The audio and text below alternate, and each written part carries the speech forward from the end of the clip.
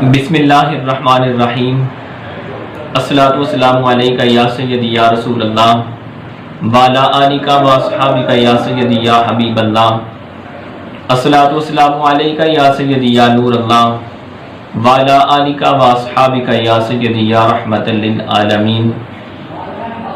آج انشاءاللہ تعالی آپ کے سامنے ایک بڑا ہی دلچسپ اور سبق آموز واقعہ بیان کیا جائے گا۔ وہ یہ ہے کہ حضرت ابو ہریرہ رضی اللہ تعالی عنہ فرماتے ہیں کہ کریم آقا حضور نبی کریم علیہ السلام نے ارشاد فرمایا، بنی اسرائیل میں بہت سے عجائبات تھے، لہذا لوگوں کو ان کے بارے میں بتایا کرو، اس میں کوئی حرج نہیں ہے۔ فرمایا اگر میں تمہارے سامنے دو بوڑھی عورتوں کا قصہ بیان کروں تو تمہیں ضرور تعجب ہوگا، یعنی وہ قصہ سن کر تم اس پہ بہت زیادہ اور ضرور اس پر تم تعجب کرو گے۔ صحابہ کرام رضی اللہ تعالی عنہم نے عرض کیا کہ یا رسول اللہ صلی اللہ علیہ وسلم وہ کیا قصہ ہے، وہ ارشاد فرمائیے تاکہ ہم سنیں کہ اتنا تعجب خیز وہ کون سا قصہ ہے۔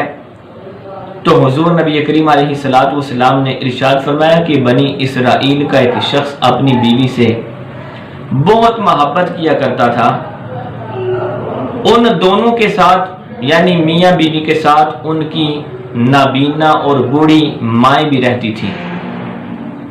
شوہر کی ماں بڑی نیک سیرت اور سچی خاتون تھی، جبکہ بیوی کی ماں بہت بد کردار تھی۔ وہ اپنی بیٹی کو شوہر کی ماں کے خلاف ہر وقت بھڑکایا کرتی تھی۔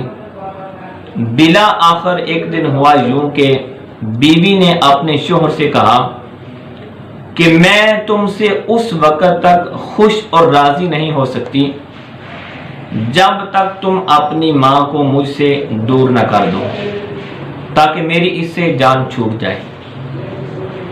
چونکہ اس کا شوہر اپنی بیوی کی محبت کے اندر اندھا ہو چکا تھا، لہذا اس نالائق اور بدبخت خامند نے اپنی بیوی کے کہنے پر ماں کو اٹھایا اور دور کسی جنگل میں چھوڑ کر واپس آ گیا۔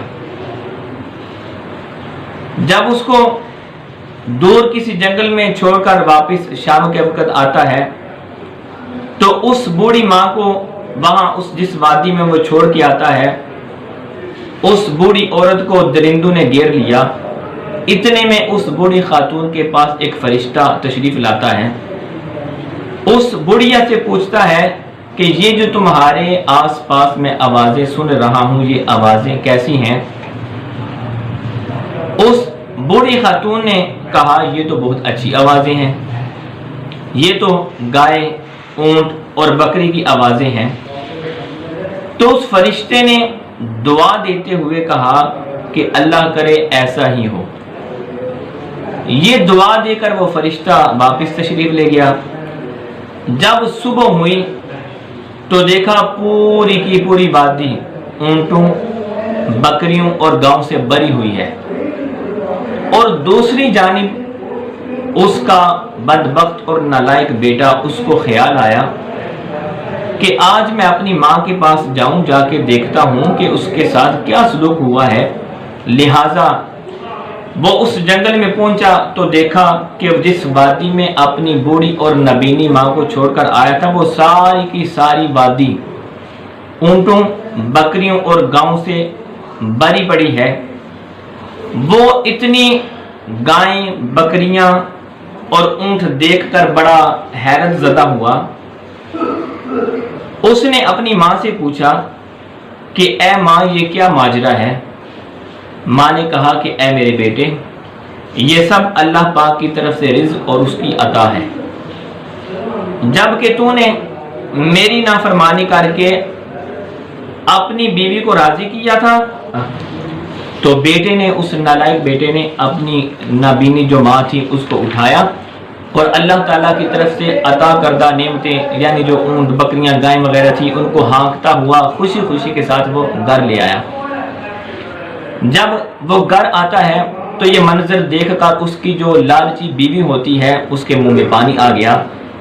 اس نے کہا کہ میں تم سے اس وقت تک راضی اور خوش نہیں ہو سکتی جب تک تم میری ماں کو بھی اس جگہ نہ چھوڑ کر آؤ جہاں تم اپنی ماں کو چھوڑ کر آئے تھے، تاکہ میری ماں کو بھی وہی ساری نعمتیں مل جائیں جو تمہاری ماں کو ملی ہیں۔ لہذا شوہر اپنی بیوی کی بوڑھی ماں یعنی اپنی ساس کو اٹھایا اور اسی وادی میں جہاں اس نے اپنی ماں کو چھوڑا تھا اس وادی میں چھوڑ آیا۔ جب شام کا وقت ہوا تو درندوں نے اس بوڑھی خاتون کو بھی گھیر لیا۔ اس کے پاس بھی وہی فرشتہ تشریف لایا جسے اللہ تعالیٰ نے پہلی بوڑھی عورت یعنی شوہر کی ماں کی طرف بھیجا تھا۔ فرشتے نے آ کر پوچھا کہ اے بوڑھی خاتون، یہ آوازیں جو میں تیرے آس پاس سن رہا ہوں یہ آوازیں کیسی ہیں؟ تو اس نے کہا کہ یہ تو آوازیں بہت بری ہیں، اللہ کی قسم مجھے تو ان سے ڈر لگ رہا ہے، یہ درندوں کی آوازیں ہیں، یہ تو مجھے کھا ڈالیں گے۔ تو فرشتے نے کہا کہ ایسا ہی ہو۔ یہ کہہ کر فرشتہ واپس چلا گیا۔ درندوں نے حملہ کیا اور اس بوڑھی خاتون کو چیر پھاڑ کر رکھ دیا، اس کا کام تمام کر دیا۔ جب صبح ہوئی تو اس کی لالچی بیوی نے اپنے شوہر سے کہا کہ جائیں اور جا کر میری ماں کی خبر لیں کہ میری ماں کے ساتھ کیا ہوا ہے۔ لہذا اس کا شوہر اپنی بیوی کی ماں کی خبر لینے کے لیے جب اس جنگل میں پہنچتا ہے دیکھتا ہے کہ اپنی ساس کی ہڈیاں پڑی ہوئی ہیں۔ اس کو اس بوڑھی خاتون کی ہڈیاں ملتی ہیں، وہ ہڈیاں اٹھا کر گھر لے آتا ہے۔ جب اس نے اپنی لالچی بیوی کو اس کی ماں کا حال سنایا تو اس کو شدید غم اور رنج ہوا، تو وہ لالچی بیوی اپنی بوڑھی ماں کی جدائی کا صدمہ برداشت نہ کر سکی، وہ بھی قوت سے ہم آغوش، وہ بھی موت سے ہم آغوش ہو چکی، یعنی وہ اس صدمے کی وجہ سے کہ ماں کی جدائی کا جو صدمہ اس کو ملا تھا وہ اس کی وجہ سے وہ بھی انتقال کر گئی۔